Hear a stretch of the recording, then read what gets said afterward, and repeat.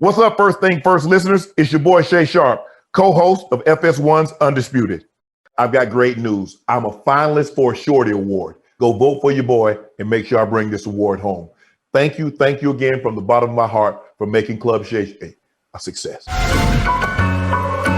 First things first, Lamar's still waiting on the Ravens to upgrade at receiver. Why is Dez so fired up about that? Are the Giants now primed to win the NFC East with their big move over the weekend? And Cam Newton is calling out his doubters again. So why this time? With that, we say good morning, everyone. It is a Monday morning. Welcome to First Things First. Jenna Wolfe, Nick Wright, Brandon Marshall, Kevin Wilds. Wilds, always with this guy, with your team. I feel like it's always something. You don't care. You're still all in. Yeah, I'm beyond all in. I'm so all in. My hair is electric. When I saw that video, it stands up. Electric. Boogie, boogie, boogie. We got to start, though, with the big news over the weekend. LeBron, tough weekend for him, for our guy Nick, for the Lakers. LeBron James tried to play through an ankle injury on Saturday night's loss to the Hawks, later pulled himself out. An MRI would show a high ankle sprain that'll keep him sidelined indefinitely. LeBron tweeting after the game, "Nothing angers and saddens me more than not being able to be there for my teammates. I'm hurt inside and out right now. The road back from recovery begins now. Back soon like I never left." Nick, first of all, my condolences. I'm sure it was a dark weekend for you. I'm sorry about that. But secondly, so let's dive in a little. How does this injury to LeBron impact the Lakers' title chances?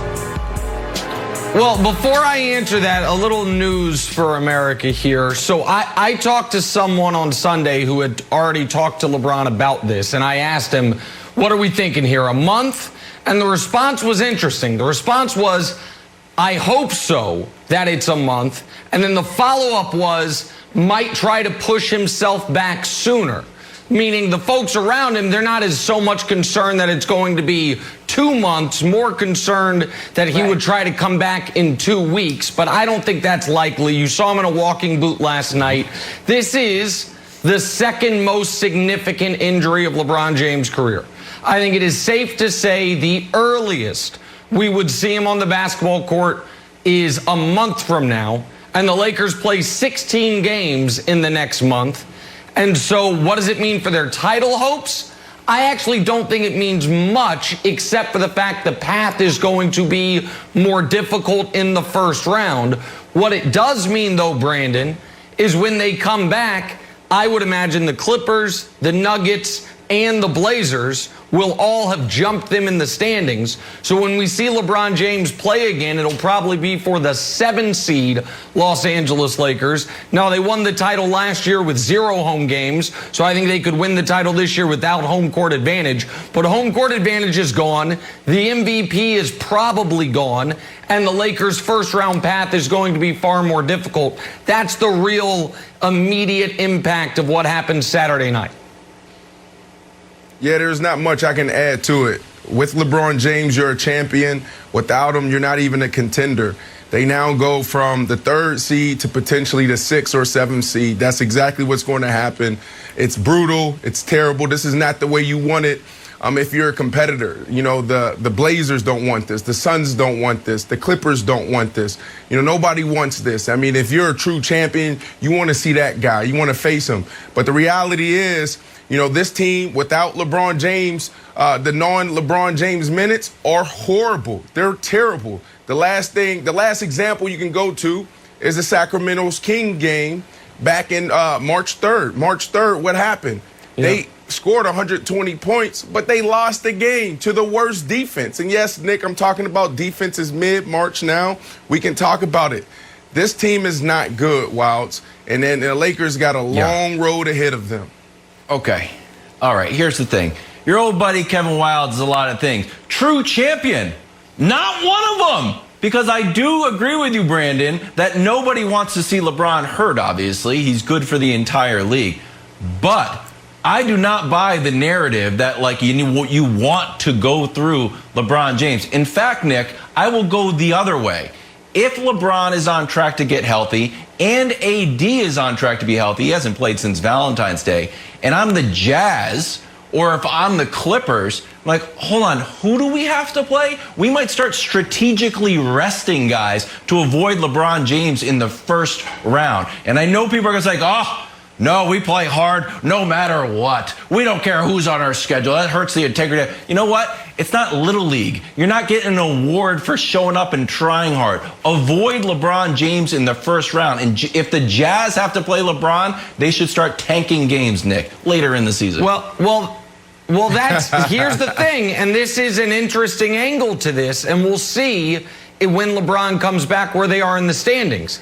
Keep in mind, this is the first full season with the NBA redoing the playoffs, so to speak, where the only way you are locked into the postseason is if you are a top 6 seed. If you are 7, 8, 9, 10, you're in that play-in tournament, mini-tournament situation. So that has a couple of impacts. Right. One is it means the 1 and the 2 seed will have no idea who their first-round matchup is going to be unless they wanted to fall all the way to the 3 seed.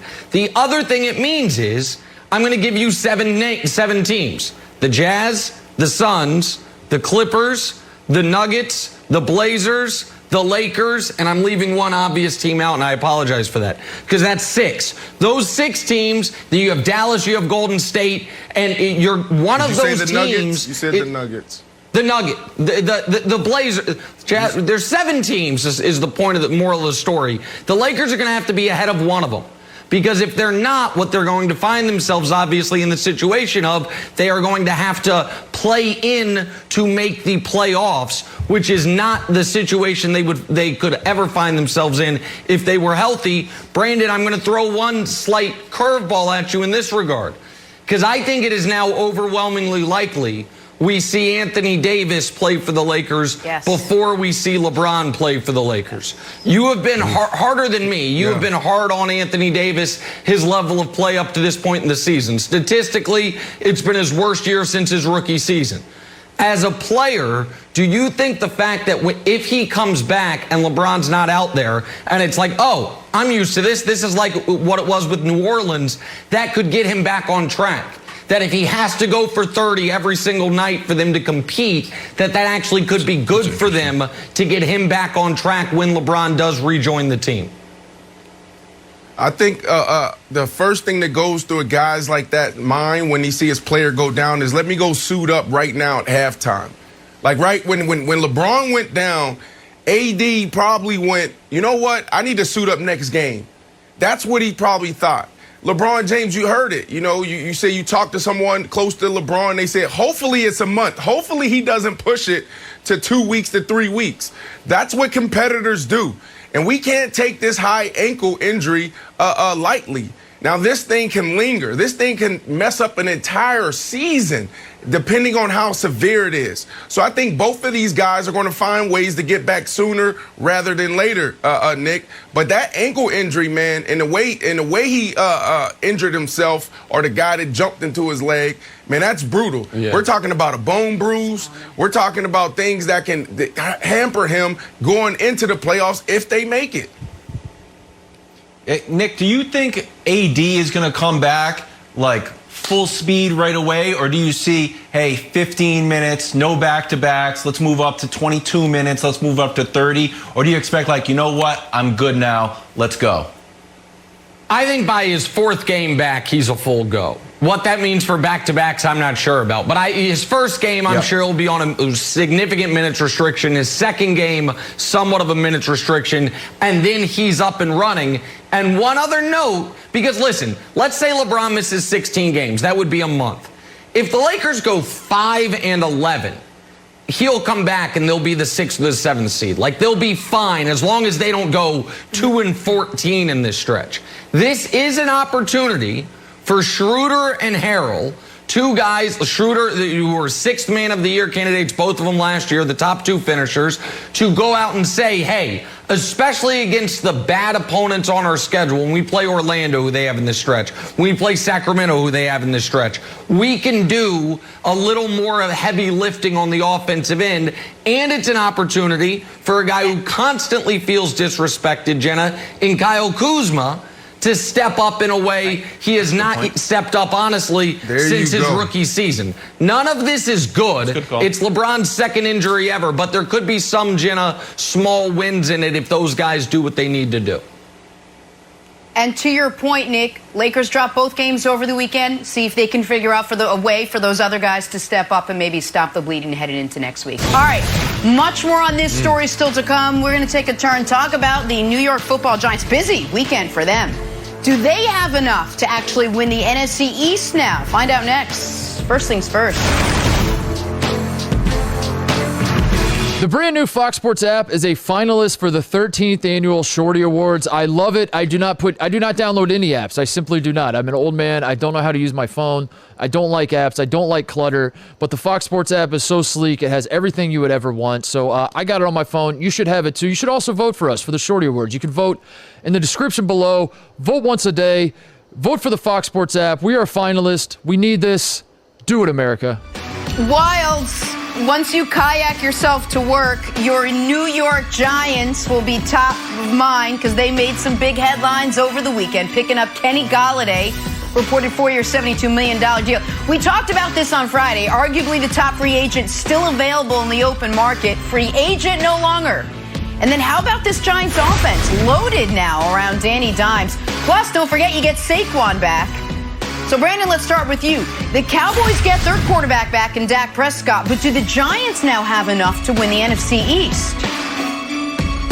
Well, Kenny Golladay helps that guy, Danny Dimes. Is that what you guys call him, Danny Dimes? It helps him definitely when you're a young quarterback and you have a big X wide receiver or even a Z wide receiver that you can just drop back and throw it up when it's one high. Becomes your security blanket. So he definitely gets better there. But I'm not a believer here. It's too many question marks surrounding this team and this offense. I mean, Saquon Barkley coming off the ACL. You also have Evan Ingram. Evan Ingram, he's been in the league, 3-4 years. He hasn't been able to get over that hump. 11 drops last year.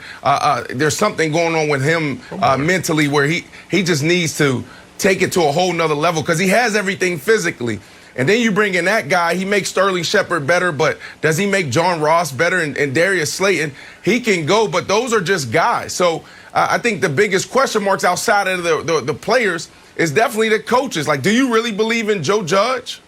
Do you really believe in Jason Garrett? Like, I don't believe in Jason Garrett. So even if those guys, Saquon comes back from the ACL and he's fine, and even if, Danny Dimes ascends to the next level, Wilds, like, I don't believe in Jason Garrett. I don't believe Jason Garrett can bring it together.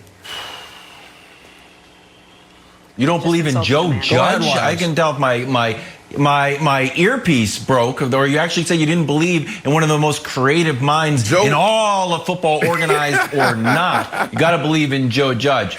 All right, Nick, what don't you think this comes down to if we believe or not in Daniel Jones? Because Daniel Jones, to me, seems like the hard seltzer of quarterbacks. Obviously, like, the big business is behind it, and they really believe in it. And then you try, you're like, is this thing just bad Sprite? I don't know if I like this as much as you want me to like it. So here's the thing. Year three, breakout year. Is it going to be Josh Allen? Got a new weapon? All of a sudden, Josh Allen's good. Baker, year 3. We knew ball security was an issue. Took his interceptions from 21 to 8. Also helps that he had finally some continuity, which Daniel Jones also has now, that he's got the great mind of Joe Judge and the great mind of Jason Garrett back with him for year 2. So I think it's going to be the same, the same sort of progression that we saw from Josh Allen with a weapon, take down the turnovers like Baker, and with a little continuity. I feel good about Joe Judge and Daniel Jones in this whole new revamped Giants squad. Yeah, I don't think this is so much about Joe Judge. I'm not sure how much it is about Jason Garrett. It is definitely about that guy. And I was thinking over the weekend, why did Kevin Wildes decide, Like, he sees these different corners that, you know, everyone on the show has staked out. Like, Brandon is strongly on. He was on the Tampa Bay Bucks corner about midway through the year. Yeah. And once we got to basketball season, he firmly got on the Brooklyn Nets corner. Like, oh, those are good corners. Right. I obviously am on Stars. the LeBron James and Patrick Mahomes corners. Like, oh, those are the two best available corners. Why does Kevin Wildes want the Daniel Jones corner? Like, why is this the corner he's like, that's the untapped real estate I'm going to get? And I dug into the numbers, and I figured it out. Thank you. Because Daniel Jones might have been the only full-time starting quarterback last year who statistically had a worse season than Cam Newton, who is your actual starting quarterback. Do you guys realize Daniel Jones last year, he started almost every game, started 14 games. He had 11 touchdowns all season. Yeah. He had 0 300-yard games all season. Brandon, ball security is what? Remind America, ball security is? Job security, yours and mine. You got to have that ball. Okay. Well, so here's a problem. In Daniel Jones's career, which is 26 starts, he has 51 interceptions and fumbles. That's 2 a game. So I don't care who they added. I don't care that all of a sudden you have these weapons. The quarterback isn't good. And Dave Gettleman understands that if the quarterback fails, he fails. So he doesn't mind paying top of the market for Kenny Golladay, even though if Brandon were to list his top 10 receivers, Kenny Golladay is probably on the outside looking in because he has to support his quarterback. But unless Kenny Golladay is going to literally give Daniel Jones his hands, his physical hands, so he stops fumbling the football, I don't know how much this is going to help the Giants actually, Brandon. Well, if you turn on the film and you look at the first 8 games, you're going to see Danny Dimes putting it on the turf all over the place and throwing picks. But then you can see, and you'll see it physically, him holding onto the ball in the pocket, 2 hands, and leaning into the fundamentals. So Jason Garrett and maybe it was Joe Judge got to him and said, hey, you got to do better. And he did better in the second half. But at the end of the day, man, you got to be a playmaker. You got to go out there and make your team better. And he hasn't shown that. Now, high football IQ, we know that. He has an arm. He's fast. We saw him break away. What was it, Sunday Night Football? Monday Night Football? Yeah. 80-yard touchdown. Yeah. He has all of that. But you got to bring it all together. There's something wrong with this team. I'm telling you, Wildes, I'm sorry, buddy, but when you have Evan Ingram should be mentioned next to Kelsey. He should be mentioned when we're talking about Kittle, but he's not. They have to bring this team together. Saquon Barkley, even when he was healthy, it was, well, what kind of Saquon are we going to get? Is he the best running back, or does he not want to hit the hole? I love Saquon's game, but at the end of the day, this team has way too many question marks when everybody else is getting better. You got Dak Prescott coming back healthy, and then look at the moves the Washington football team made. Okay. Well, all right. It was totally valid, and you threw in your Fitzmagic love, which we know that you are more biased about Fitzmagic than any player, maybe besides Jay Cutler, any active player. We got to talk about Washington football team. But I'll throw it to Nick real quick. Nick, I'll give you 3 bad qualities of a bad quarterback. Bad qualities of a bad quarterback. Okay. Bad decision making. Really bad. Yeah. Can't straight up make the throws. Your arm just doesn't work. Or fumbling the ball. And I know ball security is an issue, but don't you think out of those 3 things that fumbling is the easiest one to fix? First of all, you can fix it yourself. Hold on to the darn ball and bolster your offensive line a little bit so you don't have an opportunity to get hit. It feels like out of those 3, Danny Dimes has an easily curable problem. Well, first of all, I would argue he's pretty bad at the first one as well, decision making. Second of all, he's the most fumblingest player in modern NFL history. And I cannot get over the Jason Garrett quote. I forget which game it was from, but it was on national TV. Yeah. And the broadcasters told us when they were like, Jason explained to us that when he was talking with Daniel Jones this week, he explained to him, any drive that ends in a kick is a success. Meaning, just don't turn it over. A punt and take a victory lap, buddy. Don't turn it over. That is not what you're supposed to be saying about the number 6 overall pick of the draft in year 2. It's just not. So, Jenna, I just don't think they have enough. He wasn't a true number 6 overall pick. He sort of was one in Dave Gettleman's eyes, and the bar is really low for Danny Dimes on the New York Giants. All right, let's take a turn, talk some NBA now. Nick's got to give out some medals. Zion, kid went for 30 last night. Pelicans got a nice win over the Nuggets, but the Phenom just missing out on Nick's medal stand. All right, Nick, who you got? He doesn't make it. Friday night. No Steph, no problem. Oh, if only Chris Broussard could see this. Andrew Wiggins. I think it's Broussard's fourth favorite player in the league. He finally realized some of that potential.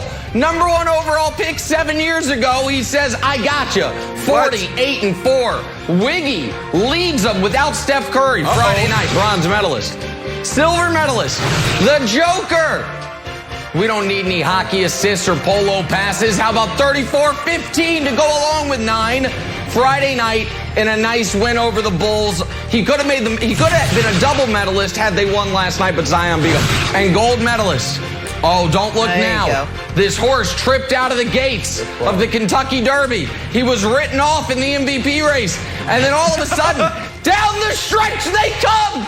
Luka. 37-7 and 4. Finally. All he needed to know was when the season started. Once he got that information, he's been on fire. Made 8 straight threes to start the game. Luka with a gold medalist. There it is. I tried to get James Harden on there Friday, Brandon, for his 4 for 15 performance, but he didn't quite make it in their loss on Friday night. He was resting while he was playing. Luka finally got his shit. Go, wow. We just missed the cut. Oh, Blake filled up the stat sheet, but just with 2 points, but it was a big dunk. Blake's first dunk in 460 days. Welcome back, Blake. Sir. Next game, don't know if the rumors are true. We're going to drag a Kia out onto the key, see if he can dunk over that. Welcome back, Blake. No. Baby steps. Good to see Blake throwing down again. Let's get back to football now. Ravens have been quiet in free agency. So why is Des Bryant defending Lamar Jackson? We'll tell you next. First things first. Hey, First Things First listeners. It's Charlotte Wilder here to tell you about my new podcast with Mark Titus called the People's Sports Podcast. It comes out every Thursday, and Mark and I take one of the big stories of the week, and then we go off on tangents you never saw coming. This might mean that we start talking about the Dodgers winning the World Series and end up wondering if Knicks fans deserve happiness. Or begin with LeBron's greatness and end up drafting our ultimate beer league softball team made up of old athletes. Whatever it is, the only rule of the show is that it has to be fun and funny, because these days we could all use as many laughs as we can get. So check it out wherever you get your podcasts and come down weird sports rabbit holes with us. We can't wait to have you. Now, back to First Things First. I love this guy. I love him. Drawing a blank now. Cam Newton with a message to his doubters, or in other words, Wilds, it's just a day the week. All day, every day, same message. Watch me. We will. Let's get it together. Cam's motivated. Pats are reloaded. Brandon, though, Cam calling out his doubters on Instagram is blank. You know how I feel. Yeah, self-talk, Jenna. Look, a couple years ago, I got an opportunity to go on Michael Strahan's show. I think it was called The Pyramid or something. It was a game show. And Cam Newton and I were co-hosts. And I looked at this dude after an hour of being on set, and I'm like, this dude is going to be phenomenal after football on television, whatever he wants to do. If he wants to talk sports, if he wants to do a daily talk show, if he wants to go into acting. This is just self-talk. This dude came to our facility a month and a half ago, and he did a 2-hour workout. There was 80 people in there, and this dude literally talked the entire time. Like, Cam Newton needs to talk himself into just being who he is. This is who he is. Like, when you look at his stats the last 5 years, they're not great. So the critics and all of the pushback is valid. Yeah, I mean, he's averaging 2,600 yards a season, you know, a couple touchdowns, a couple interceptions. We know who he is, but you really got to get into the fine line and the details of why Cam Newton is who he is when you talk about one of the greatest players. But statistically speaking, he's not showing us. So this is just self-talk. Yeah, I say it's doubly accurate. And by doubly accurate, I mean, I think it's accurate that Cam is using this as motivation. And I think what all of the people are saying is also accurate. That this Patriots season is going to come down to if Cam Newton bounces back from what was a very bad 2020 season. So I think that doubters are accurate, and I think Cam is accurate. So Wilds, I think it's doubly accurate. It's going to come down to him. Okay. All right. My answer is it's bad news for fancy fabrics. You know, you used to just be able to throw on a pair of shorts and a t-shirt and go for a workout until big fitness got in your brain and you had to say, oh, you need a sweat-wicking fabric. You need to put on a space-age polymer suit just to take a lap around the track. Well, no more sweat-wicking fabric for me. I'm going the other way. I want sweat-inducing fabric just like Cam. Wring out my shirt, boom, have a full liter of sweat there. More sweat is the new thing thanks to Cam. Thanks, buddy. That had to be Wild's take. It had to be, because that's his quarterback, so he has no choice. We head to Pittsburgh, where after a week of wondering about Juju's football future, turns out, guy's coming back. Signed a one-year deal, despite saying he had better offers on the table from the Ravens and the Chiefs. Hey, Brandon, Juju re-signing with the Steelers is blank. Woo. Humbling, Jenna. I mean, when you hit free agency, I mean, that's what you think about all the time as a player. It's like, I can't wait to get to free agency. I can't wait till I get that contract, that first big contract. He had his opportunity, and you went out there in the Baltimore Ravens, and I believe maybe the Kansas City Chiefs offered maybe $1 million more. But you got to think about what some of the top wide receivers are getting paid right now. They're getting paid $20 million a year. And you get offered a 1-year, $8 million deal. This is extremely humbling. This is the guy, Corvette, hop out of that Corvette, in the middle of the field, game after game. We're talking about dude who crushes social media. I love Juju. I love the business of Juju off the field. He's absolutely crushing it. But as the football player, you got to give me more than 800 yards. You got to give me more than 10 touchdowns if you want to get that big payday, Nick. Well, Brandon, I hope he is crushing it business-wise off the field, because that's my answer. Juju Smith-Schuster re-signing with the Steelers is TikTok dollars. Listen, I'm not on TikTok. I'm not Gen Z. I don't totally get it. But I hope it pays really well. I hope he's making a lot of money on it.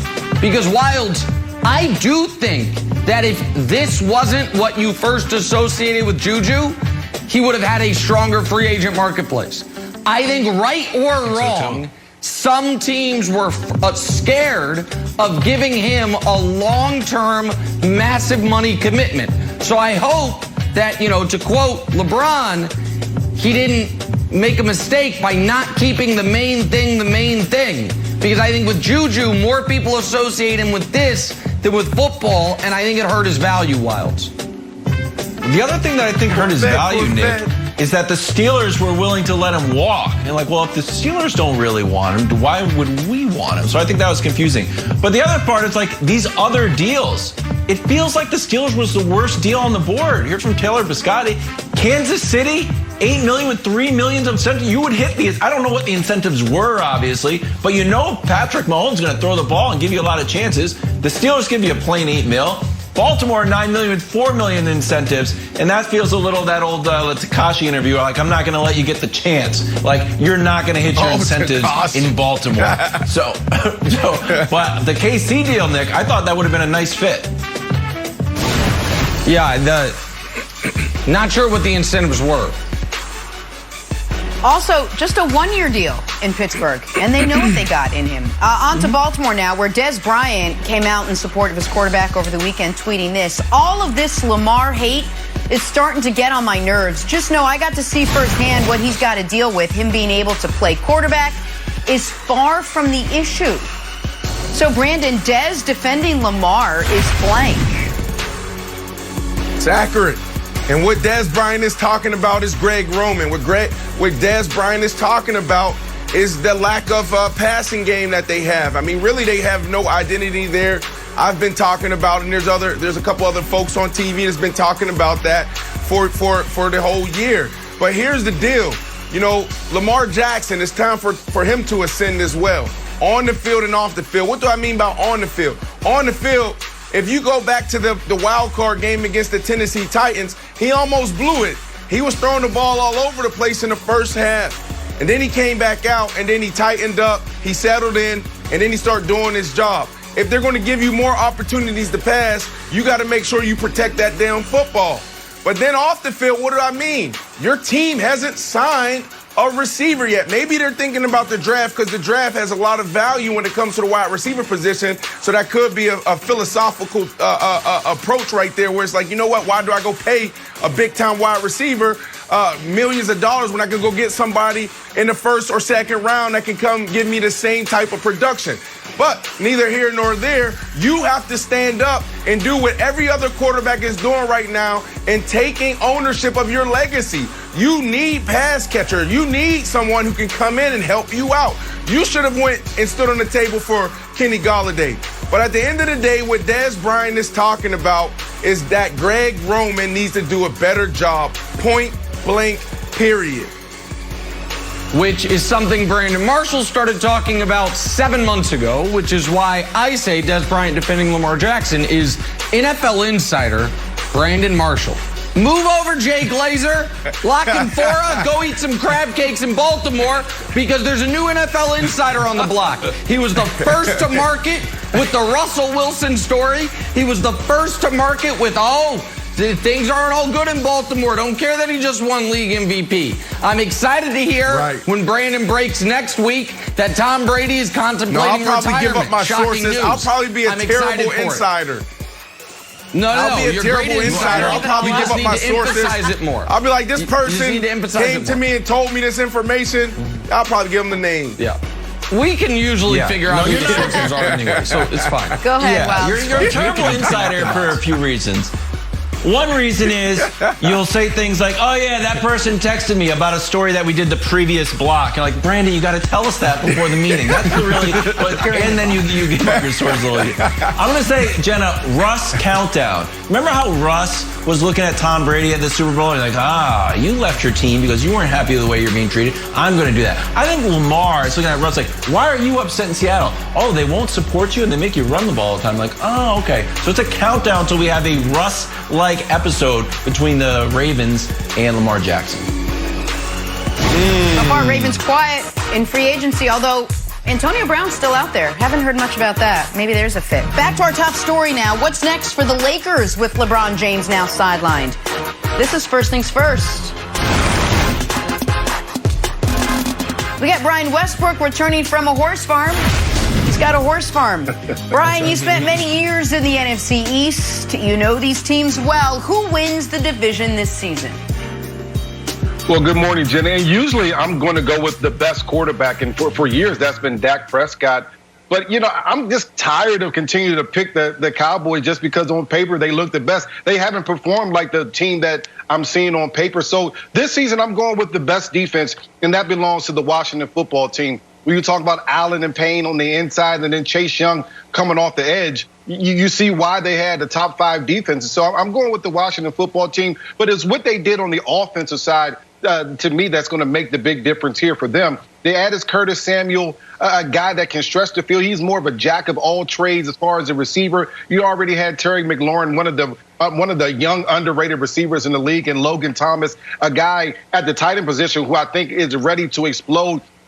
Talking about a guy that had 72 receptions last year, even with the crazy quarterback situation there in Washington. They have a guy in Antonio Gibson, a running back that I absolutely love. If he can stay healthy, you're talking about a guy that can run the football well and then catch the ball out of the backfield. So he's very versatile. And the glue that's going to keep it all together is going to be Ryan Fitzpatrick, Brandon's guy. A guy that is going to instill confidence in an offense, going to allow an offense to rally around him. And really, at worst, the worst thing that he probably would be able to do is at least add value offensively and keep that defense off the sideline. Keep the defense, on the sideline, allow them to rest. So they may have a chance to have a better defense this year because of the addition of Ryan Fitzpatrick. There you go. The Washington football team. I'm doubling down on this team with the same as you are. You got the Philadelphia Eagles, yeah, right, get out of here. You got the Giants, yeah, right, get out of here. Even the Cowboys, yeah, right, get out of here. Like we've been talking about the Cowboys, for what, 3-4 years. Nick, you picked them to go to the Super Bowl or win the Super Bowl. One of those, I think it was to go to the Super Bowl. Go to. Please, get out of here. Now, okay, let's go to Washington football team. Let's start at the top. Riverboat Ron, excellent head coach. He brings it all together. Agreed. He's a leader. He leads men. And then you go to the defensive side. This is a top 5 defense. And now they're going to get better. Why? Because you add William Jackson. William Jackson spent the last, 4 years in Cincinnati? Nobody knows who this kid is. This dude is going to ascend to a lockdown corner because he doesn't have to cover as long. Because of that guy right there and a couple others on that front 7. This defense is going to be lights out. They're going to be a problem. And then on the offensive side, like you said, you already named the guys. You got Curtis Samuel that came in. But Ryan Fitzpatrick is the key. It's all going to come down to Ryan Fitzpatrick. I know Fitzy, and right now I think he's ticked off. You bench me. He wanted to play. I texted him last year. I was like, man, how do you feel? He's like, he was sad. He was hurt that he was getting benched, but he had to do what he had to do as the quarterback and as a leader on that team. But Ryan Fitzpatrick, Nick, look it up. The last 2 years, I know you're a stat guy and a numbers guy. I don't think you looked this up. I'm going to give you time in the next break to look this up. He's one of the top-tier quarterbacks the last 2 years. Okay, What? that is not, I don't need time to look that That up. is true. That's not accurate. That's true. That is no chance. Brandon, Slide that one in there. Here's where I need Dusty, to look that up. Brandon Marshall's tears. Ryan Fitzpatrick's there. All right, Wilds. Listen, I know Brandon and you and Westbrook and Jenna, everybody pokes fun at me at times. You guys say I'm LeBron James propaganda. I disagree with that statement. But if it were true, at least it's propaganda for the greatest player ever. This Ryan Fitzpatrick propaganda is one of the most bizarre things I've ever seen. Listen, folks, Wilds, the Washington football team has one quarterback currently on their roster who has started a playoff game. His name's Taylor Heineke. Ryan Fitzpatrick, for all his years in the league, all the teams he's played for, never been to the playoffs. Once he's quarterbacked a double-digit win team. That was when he had Brandon Marshall catching, I don't have the numbers in front of me, but I think Brandon had 238 catches that year, and 130 of them were contested because Fitzy was just trusting Brandon was going to come down with it. This idea, and I love the Washington defense, and I like Ron Rivera, and I think they could win the division. I think dismissing Dallas is foolish because Dallas almost won the division last year and Dak broke his leg in week 5.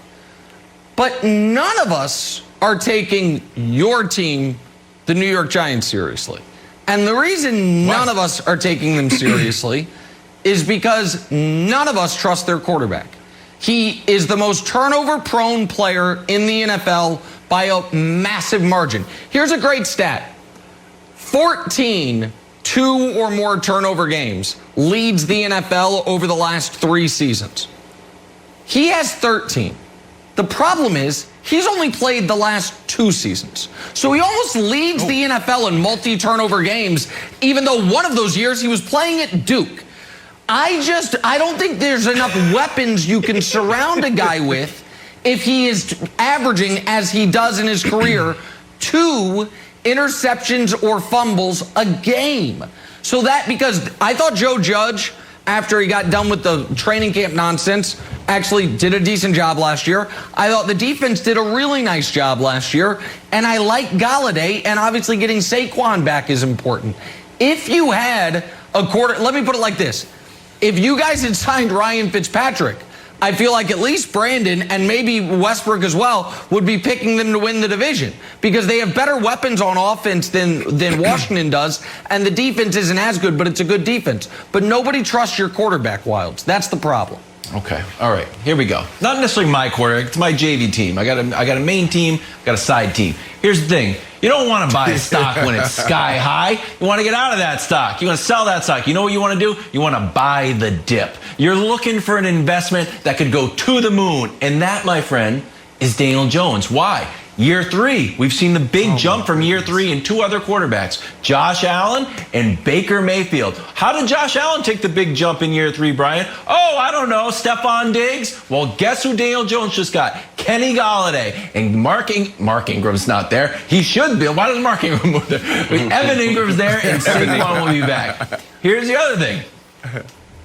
What else did Baker do? Brought down his turnovers, brought him way down. He had 21 turnovers, started taking care of the ball. Danny Dimes just needs to bring the turnovers down. And the third thing that Baker also had was continuity. This is, if you love the Cowboys offense, you know what you'll really love? Oh, Jason Garrett, who's now for the Giants, and you got your second year of Joe Judge. And I know you say great things about Washington's defense because they're top 5. The Giants had top 10 defense. So I am buying Daniel Jones stock. I've downloaded Robinhood. For everybody, it's DJS on Robinhood. Daniel Jones stock. Enjoy. You know, Kevin, I don't have a problem with that. I was one of the guys that last year thought that Daniel Jones was getting better. And I think if you add a big-time wide receiver, which Golladay absolutely is, they already had a couple guys on the outside that can make plays already. But at some point, if you can get a healthy Saquon Barkley, add a running game to that, that takes a big time, a lot of pressure off of Daniel Jones. So we may see a totally different offense up there in New York. But the question is, just like Nick mentioned, how consistent can Daniel Jones be? How good can he be? And what we've seen recently has been a turnover-prone quarterback. And until we see a different guy, that team is still just going to be average until Daniel Jones turns the corner and doesn't turn the ball over as much. And B, Jenna, guess what? Guess what you're left with after all of that?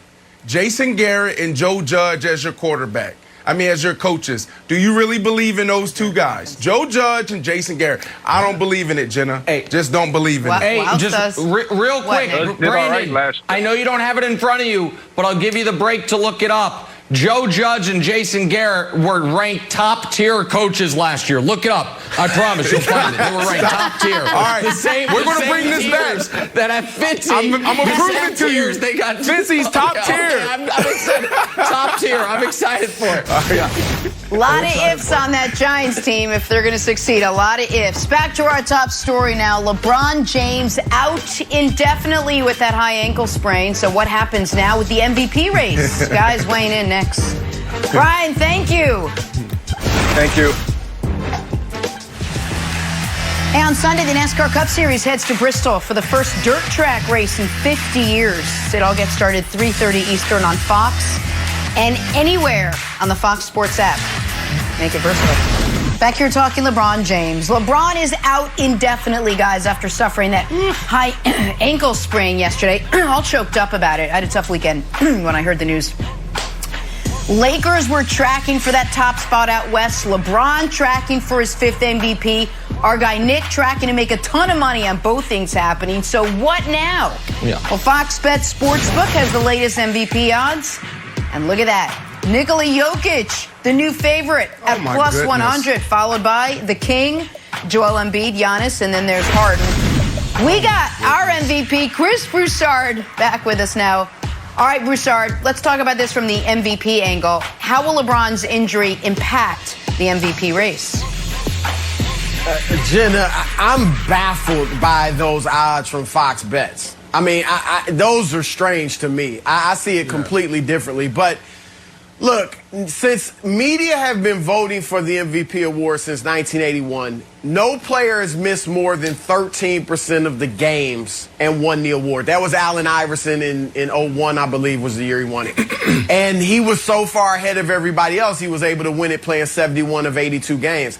If LeBron is out the next 3 weeks, which is obviously a very optimistic goal, but if he's out the next 3 weeks, that'll be about 11 games he would have missed. and he's already missed one. That's 12. That's almost 17% of the season. So it is going to be very tough for him to win it if he only misses 3 weeks. If he misses 4, Nick mentioned earlier he thinks he'll be out a month. If it's a month or more, he's definitely out of it. I think the only chance he'd have even missing 3 weeks would be if the Lakers completely fell out, almost lost every game without him, fell to the 8th seed or lower, and then he comes back and he leads them to a top 4 seed. You know, it would have to be something like that to happen. So LeBron is pretty much out of it. Although this is a strange year because Embiid's hurt, so he's going to miss some games. He was the leader. Other leaders, teams aren't, in the top 3 or 4 seeds. So it's an odd year. But right now, my favorite would be James Harden at this point. I think he has to be the favorite now. And rounding out my top 5, not in an order necessarily, but I put Jokic in the top 5. Chris Paul now, has to be in there. Damian Lillard has got to start getting some love. Damian Lillard has got to. He has a chance because they're the 6th seed. But if they could move to a 3 or 4 seed, the way he's playing, he has a legitimate chance. And then Nick, Giannis. I mean, Giannis, the numbers obviously are there. They're starting to win games, and he is starting to close. Now, we'll see if he can keep it up. But he's actually been closing out some games, making plays rather than just rolling to the basket or getting putbacks and stuff. So I think Giannis now moves into the top 5. So who's your favorite right now? I would go with Harden right now. Who's your favorite right now? Okay, it warms my heart right now because I think we're pushing 2 months. When I stood up here and said, guys, we're not talking about this guy enough. I think I was the first one in America talking about James Harden. Everybody else was still talking about his stomach and how he was overweight. Everybody else was still talking about how he left Houston. And I was the one saying he is doing something next level. This dude came into Brooklyn and he became the best player. I know KD. Oh, KD. Without him, they're not a real contender. I'm sorry. But without James Harden, not a real contender. So he's number one. It warms my heart that you are now seeing it, and now you're on the other side. Can we throw up that full screen again with the Fox Sports bets and showing, who's this and who's that, whatever? Jokic, listen. The precedent was already set. You have to win. He's sitting here at the 5 seed. Now he has a chance with LeBron going down to now move up. But if you're sitting at the 5 seed, I'm sorry, Jokic, you can't win an MVP. I need to see some more wins. You just lost to New Orleans, so you're out of it. LeBron, you just talked about LeBron. And Embiid, they're both with the red marks right there, the red crosses. They're injured. You can't be in the tub, and you can't be considered MVP. So you're out of it, and now you're left with 2 people. You went too Giannis, hold on 1 second. You're left with Giannis, and you're left with Harden. Now here's the question, because we got somebody who owns a seat at the table to vote for the MVP. One of the things that you said Friday was historical significance. So are we willing to give Giannis the MVP 3 years in a row? That is the question. If we're not, then the MVP is going to go to James Harden. Brandon, look, if they quickly answer Brandon, people are falling out. That's the thing. I hear you on Giannis, but he's not completely out of it. That's all I'm saying.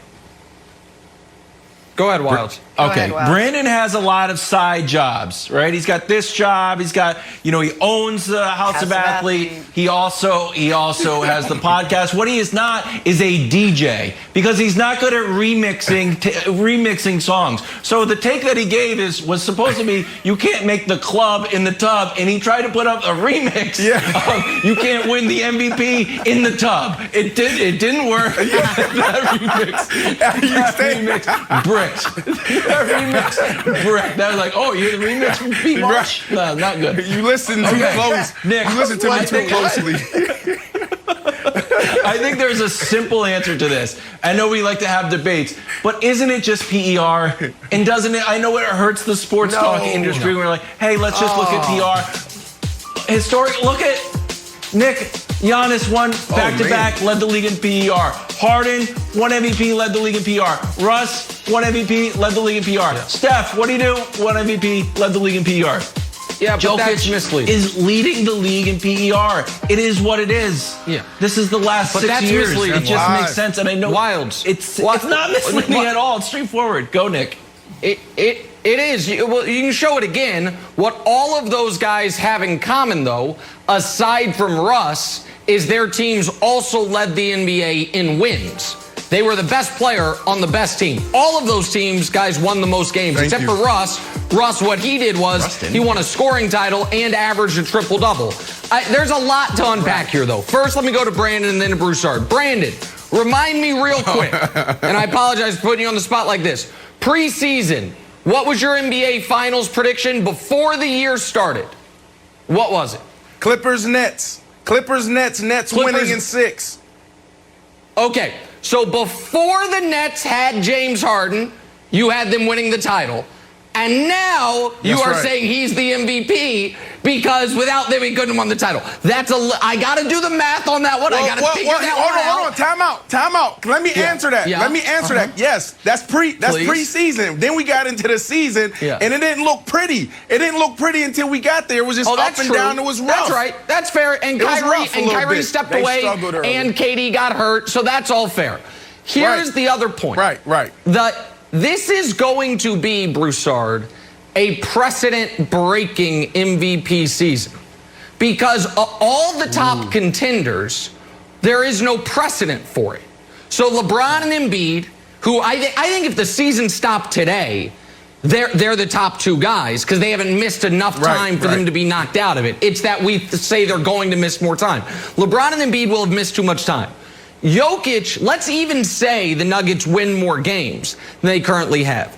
In the last 25 years, we have only had 1 MVP come from a bad defensive team. 1. A bad defensive player on a bad defensive team. Steve Nash. You can be like, oh, what about Steph? So those teams were top 5 defense. When Harden won his MVP, they were top 5 defense. When Russ won his MVP, top 5 defense. All of them top 10 defense for Russ.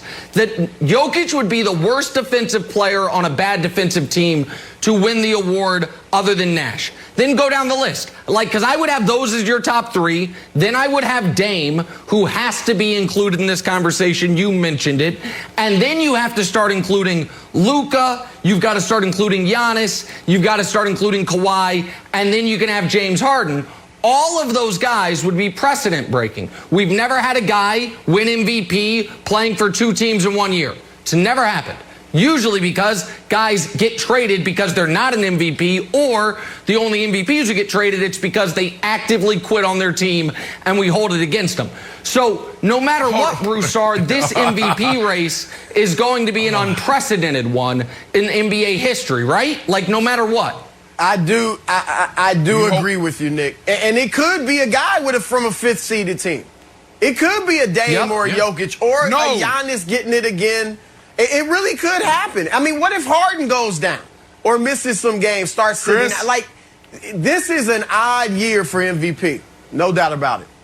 Chris, just really quickly here, please don't let Nick Wright taint your voting privilege. Please don't do it. No, don't listen to him right now. He just talked for 5 minutes trying to get to you. Don't let him do it.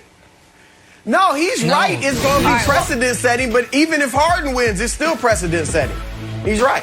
Yeah. Well, the other angle here is what this means for the Lakers. They now lost 2 in a row over the weekend.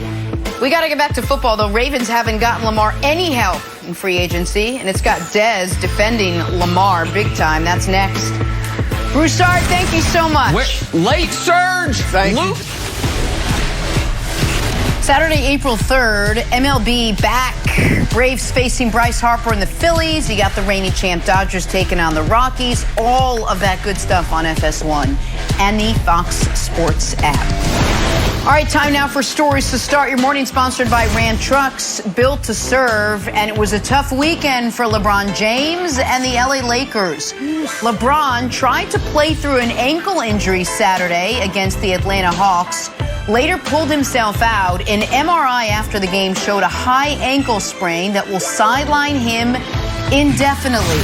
LeBron tweeted afterwards, "Nothing anchors and saddens me more than not being available and there for my teammates. I'm hurt inside and out right now. The road back from recovery begins now. Back soon, like I never left." Nick, thinking about this, do you see a chance that maybe the rest and recovery actually benefits LeBron when the playoffs do begin? Oh, I don't think the rest benefits LeBron, because I'm not someone that thinks there was any chance he was going to go into the playoffs burnt out or tired or worn down, because that's just not what his history suggests. But I do think being forced to play without LeBron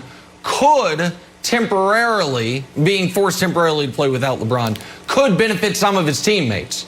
Our ace researcher, Dusty, showed me something this morning that is jaw-dropping. You take every single healthy Lakers rotation player. When they are on the court with LeBron, they have a positive plus-minus. So any two-man combo that includes LeBron, the Lakers outscore the opposition. Every single one of those guys, when LeBron is off the court, they are outscored by their opposition, except for Montrezl Harrell. Harrell's the only guy that is healthy in the roster right now that without LeBron on the court with him, the Lakers actually outscore their opponents. That's not sustainable, even if you expect LeBron to play 42 minutes a game come the playoffs. So those guys are being forced to get better and to learn how to handle the non-LeBron minutes is a positive. But the biggest potential positive, Brandon, comes from something you've been talking about all year, which is you were, I would say, unimpressed, would be putting it lightly, with Anthony Davis's play post-bubble. That people thought he was going to take a leap forward. Instead, statistically, he was having his worst offensive year since his rookie year. Anthony Davis is going to be back before LeBron James is. And I do wonder if having the full burden being on his shoulders for 2 or 3 weeks could actually be helpful for him to get back to the level he was at last year, or even the level he was at in New Orleans, and then LeBron can fit in seamlessly. So to me, those are the two potential positives when there aren't many to come from LeBron suffering the second injury of his entire career. I think that's the only positive, because you saw this dude hit a game winner in the bubble, and we all thought, oh, this is the moment where AD now becomes the guy. LeBron can kind of fade a little bit and just lean on leadership, and he may be able to get another championship or two out of this body. But at the end of the day, you talked about it. This Laker team isn't good enough. Non-LeBron James minutes, they're terrible. They're terrible. So, yes, rest for LeBron is always good. I mean, 18 years. Let's not get it twisted. Nick, you're right. He would have been prepared for the playoffs. He'd have been right where he needed to be. He wouldn't have been burnt out. But when this is year 18, you're 36, and you get an opportunity to rest, that's neat. You embrace that. That helps a lot. But LeBron not on this team, LeBron not on the court, this Laker team is bad. And I don't think they'll be able to turn it around. So I look at it like this, man. If you got AD coming back, and if AD can really embrace what we thought he leaned into in the bubble, then they may have a chance. But right now, they're sitting at the 3 seed Wilds, and they'll probably go into the playoffs at the number 6 or 7 spot. And that is not okay. That is trouble, because you got some teams, the Clippers, I think the Clippers are going to finally figure it out. You know, they're up and down. You know, we're trying to figure out what Clippers team are we getting. And then the Suns team, man, everybody laughed at me a couple weeks ago when I talked about the Suns. Not laughing. The Suns are the real deal. They're the real deal. All right, thank you. I like the Suns. That's why we gave you the orange background. We all have the blue backgrounds. We're like, you requested the Suns orange. We're like, all right, Brandon, send the team over there. We'll get in such a. All right, so Nick, do you think that Kuzma can average 20 points a game? That you think like Kuzma is sort of like has never reached his true potential because it was like the new Lakers core and everybody got shipped to New Orleans, but maybe this is Kuzma's time to shine? Well, yeah, I think he can average 20 points a game, but that's not necessarily going to be productive. Listen, the worst NBA team in the league is going to score almost 100 points a night. So you could just put 5 D-leaguers out there and they're going to score 95. So somebody is going to end up scoring. The question is, do they learn, can you run a competent defense if you're running your offense through Schroeder and Harrell? Because it's going to be a million Schroeder and Harrell pick and rolls with Kuzma slashing and cutting and spotting up for threes. I think the offense will sustain somewhat.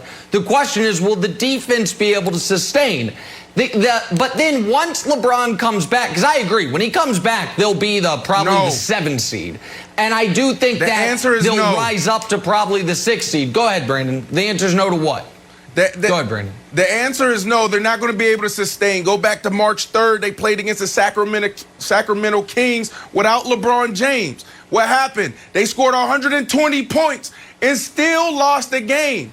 And they played against the worst defensive team in the NBA. So the answer is no. This team is bad, Nick. This team is bad while it's without LeBron James. Yeah, without LeBron James and Anthony Davis, it's a bad basketball team. There's no doubt about that. The question is, can they figure out some things that they do well with LeBron gone that they will be able to then do for 2 or 3 minutes a game in the postseason? That's the learn here. Like that's the positive that can be taken from here, because Wilds, I don't think the seeding matters that much this year. I don't. I think the Lakers can win the West from any spot 1 through 8. Wow. Okay. So do you think, Nick, that AD and LeBron are thinking about next year at all? You're like, you know what? We just won the championship. Is there pressure to you don't think so at all? They're the favorites to win the title. They're the favorites to win the title.